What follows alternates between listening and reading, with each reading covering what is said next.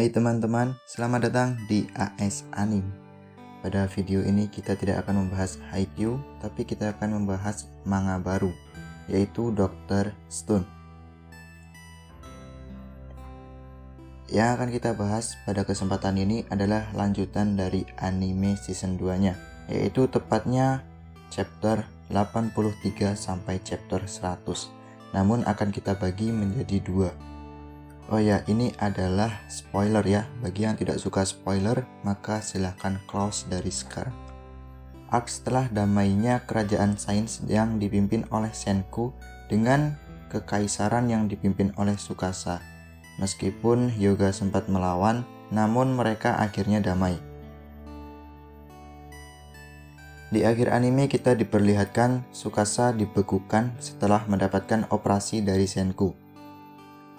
Setelah itu, cerita berlanjut. Senku mengumpulkan seluruh manusia yang ada, baik dari pasukan Tsukasa maupun warga desa Ishigami yang ikut bertempur saat itu. Di sana Senku menjelaskan bahwa ia ingin memecahkan misteri dari sumber pembatuan umat manusia dengan cara melakukan eksplorasi ke sisi lain bumi. Untuk melancarkan rencananya, Senku berencana membuat perahu supaya dapat menyeberangi lautan. Di sini, Gen mempunyai sebuah ide untuk mengadakan kontes desain perahu. Tujuannya adalah untuk meyakinkan para manusia yang telah bangkit agar ia yakin bahwa Senku dapat dipercaya sebagai pemimpin. Dan orang yang mengikutinya adalah Yo, si polisi kopla, Magma, dan Senku. Magma meminta Namari untuk menggambar desain perahu, karena Namari adalah orang yang paling bagus menggambar di desa Ishigami. Sedangkan Iyo meminta bantuan bawahannya untuk membuat perahu. Singkat cerita, waktunya untuk menunjukkan hasil desain perahu yang telah mereka buat. Orang pertama yang menunjukkannya adalah Yo. Dia dengan pede menunjukkan perahu rakit yang sudah jadi. Lalu Magma menunjukkan desain perahu nelayan. Hal itu cukup mengagetkan Yo, karena sebelumnya Yo berpikir Magma akan membuat desain perahu sampan, dan saatnya Senku menunjukkan desain kapalnya. Dan wow, ini membuat Magma dan Yo terdiam. Akhirnya pun mereka sepakat membuat kapal berdasarkan desain dari Senku, meskipun itu agak rumit. Di sisi lain, penduduk yang sedang membuat kapal, Senku menemui seorang wartawan bernama Minami. Ia meminta agar wartawan tersebut mencari seseorang kapten kapal dan membangkitkannya. Senku, Taiju, Minami, Kohaku, Magma, dan Nikki menelusuri sebuah pulau untuk mencari seorang yang bisa mengendarai kapal layar. Mereka menemukan beberapa orang yang bisa melakukan itu, dan memilih salah satu saja karena stok formula kebangkitan sangat minim. Dan mereka pun akhirnya memilih Ryusui Nanami dengan pertimbangan Ryusui adalah orang yang tamak dalam kekayaan. Namun tanpa pikir panjang, Senku langsung membangkitkannya dengan alasan kemampuan Ryusui sebagai kapten kapal sudah ia mulai sejak SMP. Setelah Ryusui bangkit dan sadar bahwa dunia telah hancur, Senku membawanya ke kapal layar yang sedang mereka buat. Melihat kapal itu, Ryusui memujinya. Naluri pelaut Ryusui terlihat di sini. Dia mengukur temperatur udara tanpa termometer, dan hasilnya tepat, sama persis dengan temperatur yang ada di termometer Senku. Oh iya, di sini ditunjukkan langkah-langkah membuat termometer. Aku tidak akan membahas ini ya. Biarkan mereka yang ahli saja.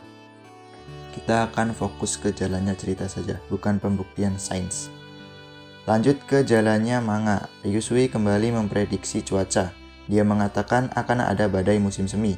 Dan tepat lagi, melihat badai itu, Ryusui mengatakan bahwa situasi ini terjadi ketika mereka sedang berlayar, maka itu akan membahayakan nyawanya.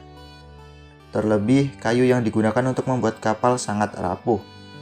Dari situlah Senku mengembangkan idenya untuk membuat kapal layar hibrid dengan mesin. Untuk menjalankan mesin, Senku menyuruh Raja Material Chrome untuk menggali minyak.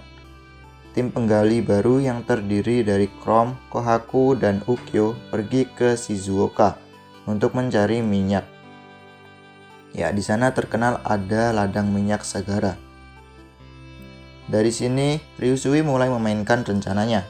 Ia meminta kompensasi sebagai kapten dengan hak kepemilikan minyak itu, dan Senku harus membeli minyak darinya. Dari situlah dibuat mata uang. Lagi-lagi yang menggambar mata uang adalah Manami.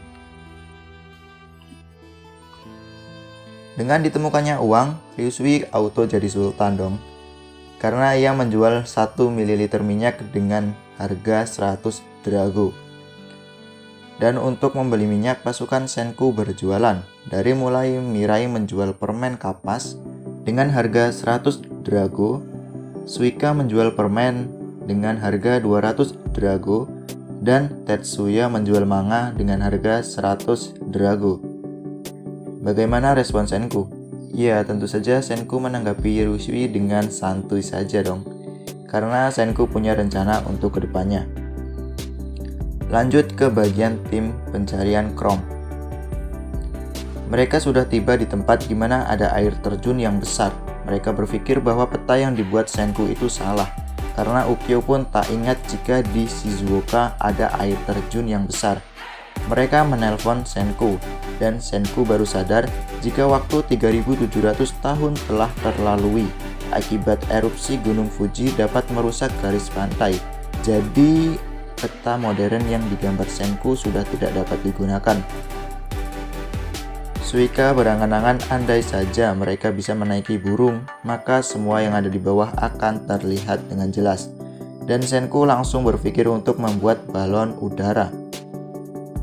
Dalam pembuatan balon udara ini, Senku memanfaatkan kehadiran mata uang. Ia memberikan banyak drago kepada Yo dan bawahannya. Namun, ia menyuruhnya untuk mencari jerami dalam jumlah yang sangat banyak. Dengan ancaman, jika minyak tidak dapat ditemukan, maka drago hanya akan menjadi tisu toilet. Mereka langsung bergegas mengumpulkan jerami.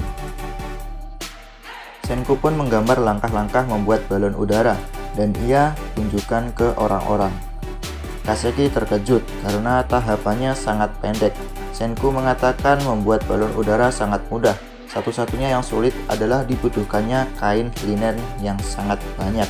Disinilah tim pengrajin tangan yang terdiri dari Yuzuriha, Taiju, dan Iyo dibutuhkan. Setelah benang dibuat, Yuzuriha meminta Senku dan Kaseki membuat alat tenun untuk mempermudah mereka.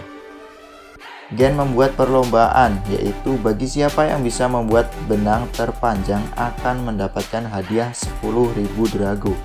Sungguh sangat pintar emang otaknya Gen ini. Tujuan Gen adalah ia ingin memanfaatkan kain sisa untuk membuat produk seperti baju dan lain-lain dan dijual di Senku Department Store. Dengan begitu, dana yang sangat banyak akan didapatkan. Kalian tahu siapa yang paling bersemangat belanja? Yap, tentu saja Ryusui masuk ke rencana Senku dan kawan-kawan. Ngakak banget sih di bagian ini. Lanjut, setelah balon udara dibuat, dipilihlah 2 orang untuk mendampingi Senku melakukan uji coba. 2 orang yang terpilih adalah awalnya itu yang terpilih adalah Gen, dan yang kedua adalah Chrome. Namun Gen dan dia tidak mau untuk menaiki balon udara. Dan dengan semangat, Ryusui ingin mengambil alih tiket yang didapatkan oleh Gen. Namun, Gen memintanya dengan syarat Ryusui harus membayar uang dengan harga yang sangat banyak. Lagi Ryusui diakali oleh Gen. Tujuan mereka adalah ke desa Ishigami. Ketika sedang terbang, tiba-tiba muncul badai dari awan cumulonimbus. Mereka mencoba turun dengan menarik talinya untuk membuka atap balon. Namun, balonnya sudah berlubang akibat burung. Maka jika mereka menarik tali itu, yang terjadi mereka akan jatuh. Di tengah kegentingan, Chrome mendapatkan ide untuk melawan dan terus naik hingga melewati awan itu. Ide itu pun disetujui oleh Senku. Mereka menggunakan botol terakhir dari cairan kebangkitan untuk menambah daya angkat balon udara. Akhirnya dengan kerjasama mereka berhasil sampai ke desa Ishigami menyusul Kohaku dan Ukyo. Setelah sampai, mereka mendapatkan jamuan dari warga desa Ishigami. Setelah istirahat dan makan-makan, mereka lanjutkan misi menggambar peta baru. Di sini Senku, Ryusui, dan Kohaku yang naik balon. Kohaku dipilih karena mempunyai penglihatan yang sangat tajam. Bahkan jika dinilai penglihatan Kohaku itu setara dengan 11. Sementara Chrome memegang telepon untuk mendapatkan informasi dari atas dan Ukyo mengilustrasikan informasi itu. Dengan kerjasama tim, mereka pun berhasil menggambar peta baru. Bonusnya mereka juga mendapatkan daging kambing. Ya, dari atas langit terlihat ada kawanan kambing dan dipanahlah oleh Ukyo. Tidak hanya daging kambing, mereka juga menemukan gandum. Dan mereka berencana untuk memulai era bercocok tanam. Di sini Taiju paling bersemangat untuk menjadi petani. Terungkap alasan Taiju ingin sekali menyelamatkan orang-orang. Dia bercerita bahwa ayahnya sudah meninggal saat ia kecil, dan untuk membangkitkannya adalah sesuatu yang mustahil. Maka dia ingin sekali menyelamatkan keluarga orang-orang karena ia tahu rasanya kehilangan seorang keluarga.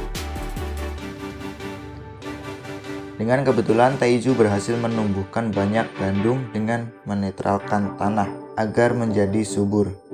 Dan dia dijadikan sebagai pemimpin para petani.